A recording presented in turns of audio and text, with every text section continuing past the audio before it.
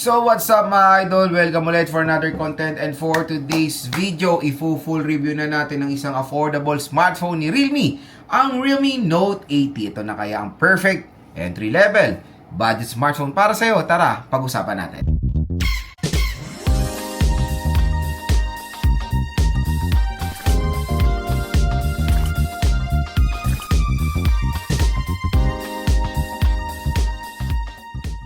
So ayan na nga mga idol, i-review na natin ng isang napakamura at sobrang pasok sa budget na smartphone ngayon, ang Realme Note 80. So ano na to, na quick review na natin, na-game test na natin to, and this time i-full review natin siya since sale na sale po ngayon sa online, di ba? Lahat po ay medyo nagsibabaan ng mga presyo, kaya kung interested kayong bumili ng smartphone, dito lang kayo bibili sa ating link. So pag tinap mo yung video, may shopping button dito, diyan lang kayo bumili ng Realme Note 80 dahil paniguradong bagsak presyo nyo lang makukuha yan dito sa online. At syempre, pag galing kayo dito sa ating video, dito sa ating YouTube video, may makukuha pa kayong additional discount voucher na 1 to 2,000, up to 1 to 2,000 pesos additional discount voucher. So, grab yours now. So, ang maganda doon, mababa na nga siya. When it comes sa SRP, below SRP, may additional discount pa kayo dahil galing kayo dito sa ating video, di ba? Paldo, win-win situation, kumbaga, pag bibili kayo ng Realme Note 80. So, when it comes sa SRP neto mga idol, meron tong SRP na 7,000 pesos, and that is the 4GB of RAM and 64GB of internal storage. Pero magandang balita dito sa ating video, yung 4GB 64 neto pwede nyo makuha ng 5,000 piso. Di ba? Ganun lang kamura. Tapos, pag galing pa kayo sa link natin, baka makuha nyo pa to ng below 5,000 pesos for the 4GB 64. Pero, kung nalilitan kayo may 4GB 128 po, makukuha nyo lang siya at a possible price sa 6,000 pesos. Di ba? Ganun lang siya kamura. So, kumbaga, when it comes sa SRP niya, yan yung possible na price na pwede nyo makuha sa mall or sa offline store. Kaya dito na lang kayo bumili sa official store po to ni Realme sa online. Kaya wala pong any scams dyan, dahil dyan din ako bumibili. So syempre naglalagay tayo ng link recommendation para hindi na mahirapan ang mga consumers natin bumili sa online. Dahil ni-recommend ko na po yan at dyan po ako bumili. Tapos bonus, nanood lang kayo, mayroon pa kayong additional discount na napakalaking tulong sa karamihan ng consumers natin. So, syempre, dito sa ating full review, tatalakayin natin, pag-uusapan natin ang Realme Note 80 sa kanyang overall specifications. Next mga idol is pag-usapan natin yung mga nagustuhan kong features at kung bakit napakasulit din i-purchase netong Realme Note 80 ngayong 2026. Unang-unang pag-usapan natin yung kanyang display. When it comes sa display neto, syempre, hindi lang naman lahat nagustuhan ko eh. Meron tayong mga hindi rin nagustuhan na share din natin dito. Okay yung screen size, malaki. 6.7 inches, may enjoy nyo manood or maglaro dahil sa kanyang screen size. Medyo disappointed lang ako sa kanyang nits of brightness, mababa. Hindi siya yung mga in ngayon ng mga smartphone na pataasan ng nits of brightness. Ito, pababaan eh. Hindi ganun kaganda or hindi ganun kataas yung nits of brightness na ma-offer ng Realme Note 80. Resolution, check na check for its price, 720p, very acceptable, and naka 90Hz screen refresh siya. Pero yun nga, notch display pa rin siya mga idol, na I think parang tatanggapin na natin magiging matagal pa natin makikita ang notch display sa smartphone industry, dahil yun, hanggang ngayon 2026 ay nagpo-provide pa rin sila ng notch display, di ba? Which is, I don't know kung ano bang trip nila. Tulad ng sinasabi ko sa may ibang video ko, kung wala namang any cost, kumpletuhin yung bilog. Parang awa nyo na, kumpletuhin nyo na, di ba? Mas maganda yung modern design. Promise. So, yung iba kasi, hindi naman yan nakaka-fake loads eh. Bakit disadvantage? Siyempre, when it comes sa innovation or modern design, kailangan mag-adapt ng mga brands. Kasi siyempre sa mga ibang competitors niya, maganda kasi punch-hole. Mas okay yung punch-hole kasi full view, walang tapyas pag nanonood kayo or naglalaro. Yung mga ibang consumers, hindi prefer ang notch display. May mga ibang consumers, okay pa rin sa notch display. Pero for me as a tech content creator, ang dami ko na na-try ng mga smartphones, mas better talaga ang naka-partial display, trust me. Ito nagustuhan ko sa Realme Note 80, yung kanyang design. When it comes sa designs, very identical sa, syempre, camera module ng iPhone 17 Pro Max or mga Pro Max model ng iPhones. Parang si Realme naging late when it comes sa ganyang trendy design kasi natapos na si Transsion dyan eh.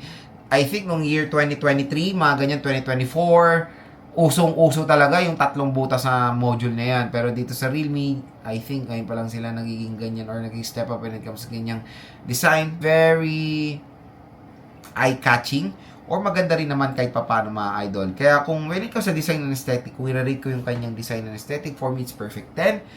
When it comes sa pagkakuha ng attention ng mga consumers, matik makakuha to ng attention or makakapukaw to ng attention ng mga ibang consumers natin. The sad part when it comes dito sa Realme Note 80 is yung kanyang operating system. It's 2026. Dapat talaga it's Android 69 right out of the box, pero it's Android 15 pa rin ito. So I don't know, hindi natin alam or hindi ko pa rin alam kung meron tong support OS update sa major OS update na Android 16. Kung wala man lang, magandang linawin sa inyo na no worries, matagal naman pong masasupport ng applications ang Android 15. Sobrang tagal pa yan magiging reliable sa market. No worries mga idol. Kaya kung hanggang Android 15 lang, ang Realme Note 80, matagal naman po siya magagamit dahil yung application ay supported pa rin. Usapang processor. Sa processor, for its SRP, definitely medyo olats. It's Unisoc T7225. Kung Unisoc T7250, medyo okay. Kung sa kanyang sale price, I know iba skeptical pa rin. Pero the performance of the Unisoc T7225, pwede siya for, yan, basic tasks, casual things. Kung maglalaro kayo dito, huwag nyo nang balaki maglaro ng Genshin, huwag nyo nang balaki maglaro ng mga heavy games dahil hindi po to pwede for gaming, especially for the processor, medyo low powered po siya, okay? So, kumbaga, itong processor na to ay naka-design for specific consumer na hindi po ganun ka-heavy user, okay? Pero kung usapang presyo, makuha nyo siya ng 5,000 pesos below, medyo, alam mo yun,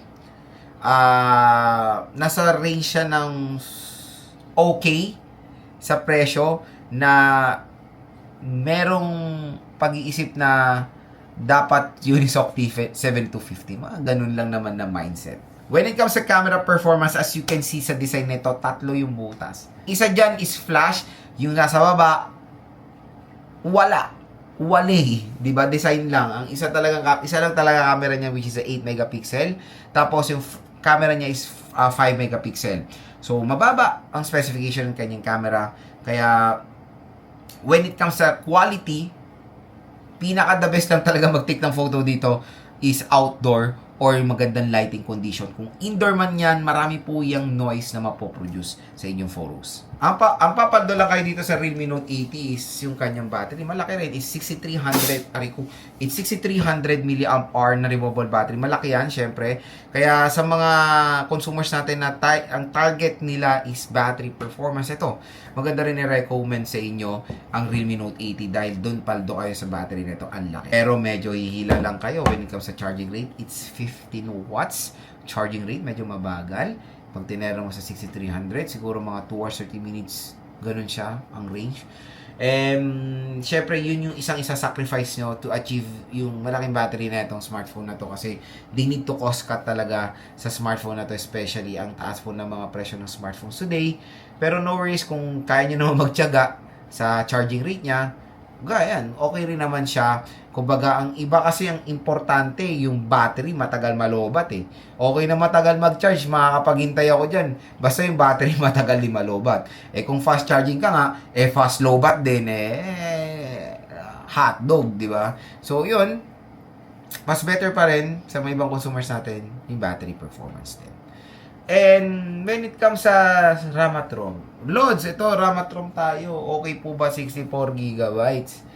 Kung makuha nyo ng SRP, hindi talaga. Even sa sale price, skeptical pa rin eh. Pero we need to accept na yan na talaga ino-offer ng the best ng mga ibang brands.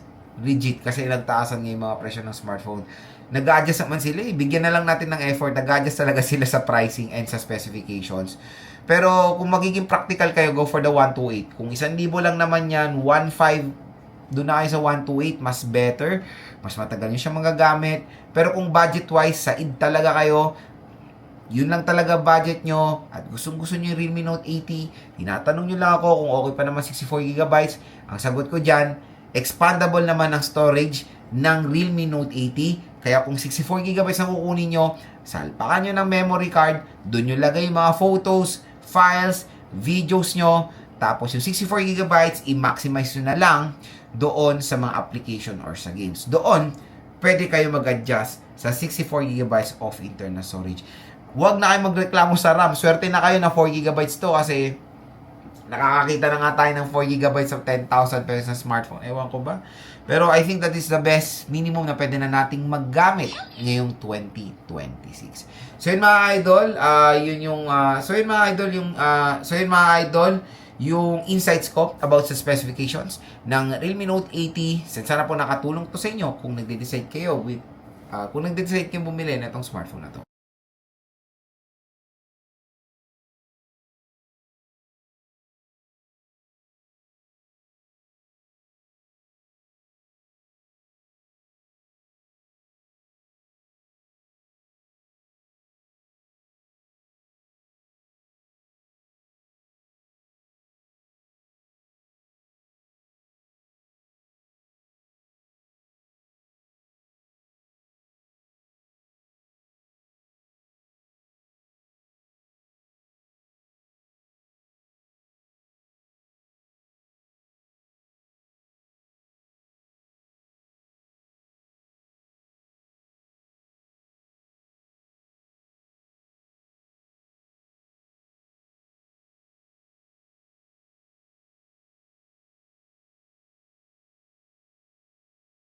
So, explore natin yung design at build quality nitong si Realme Note 80. So, as you can see, when it comes to design nito, it's polycarbonate back.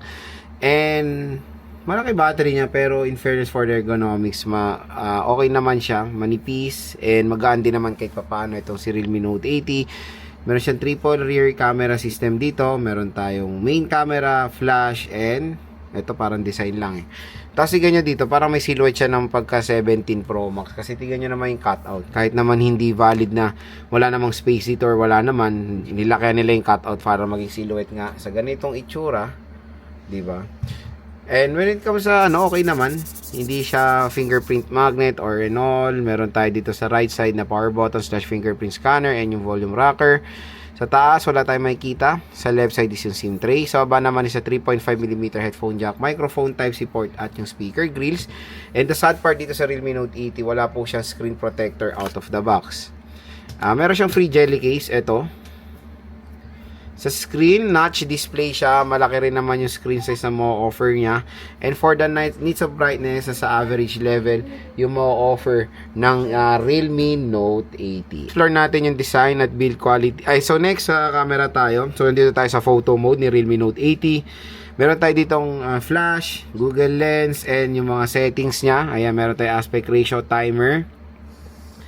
Meron tayong 2x zoom na hanggang 10x digital zoom tayo. Sa video naman, ang pinaka-max resolution niya is Full HD 1080p.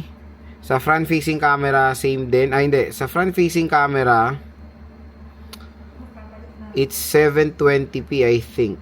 720p siya. 1080p. Yeah, 720/30. Meron siyang street mode, night mode for low light shot, portrait mode for background blur. Somewhere, meron tayong Pro Mode, Panorama, Time-Lapse, Dual Video, Stickers, and Text Scanner. Sa front-facing camera, yan, meron din siyang Portrait Mode, pero hindi ganun kaganda yung camera quality niya. Sa photo, ayan yung Normal Mode, and sa video. So, yun, sa night, meron ding Night Mode sa front-facing camera. So, yun mga ka-J-Vlog, ang camera app ni Realme Note 80, very simple lang. So, speaker test tayo dito sa Realme Note 80. So, meron siyang single speaker dito. Start tayo. Bagong video, and for today's video, bibigyan ko kayo ng 5 reasons. Meron siyang 300% volume, yun yung maganda dun. So, tara, pag-usapan natin. Yan, isa lang speaker niya dito. Pero in fairness, sa loudness, malakas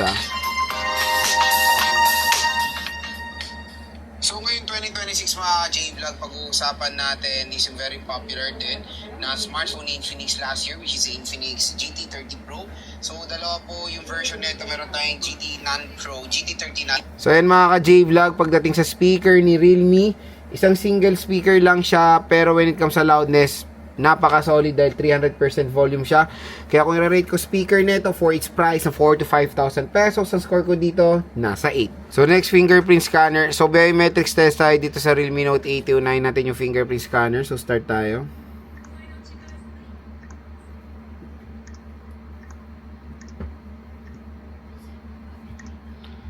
So, pagdating sa fingerprint scanner, ayan, fast and accurate naman. Next is face unlock.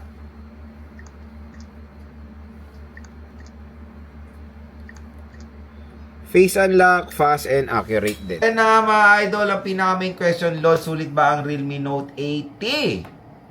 Siyempre, ang sagot ko dyan, yes, sulit din naman siya sa mga ibang aspeto. Tulad na lang ng malaking battery, affordability, very affordable or flexible to sa mga consumers natin. Reasonable RAM, yes, reasonable na talaga 4GB ngayon. Gorgeous design na ma-offer din itong smartphone na to. I know marami talaga naghanap ng smartphone ngayon na papasok sa banga ng budget nila para maging, alam mo yun, para maging sulit talaga yung pinaghirapan yung pera. Kumbaga, hindi naman lahat naglalaro eh. I know dito sa YouTube natin, more on, yung iba dito naglalaro talaga sa smartphone. Pero merong mga consumers na kumbaga, kailangan lang nila ng smartphone pantawid sa trabaho, sa negosyo, di ba? Or yung iba naghahanap ng murang smartphone na pwede nilang bigay sa mga senior citizens nila or sa mga senior citizens natin, di ba? Kasi yung mga senior citizens natin, majority basic lang naman ang ginagawa smartphone, gusto lang nila ng kumbaga for communication, for entertainment purposes. Ito, sa mga ganyang aspect ng mga consumers, pwede naman po ang Realme Note 80. Kaya kung interested kayo dito sa smartphone na to mga idol, dito lang kayo bibili sa ating link.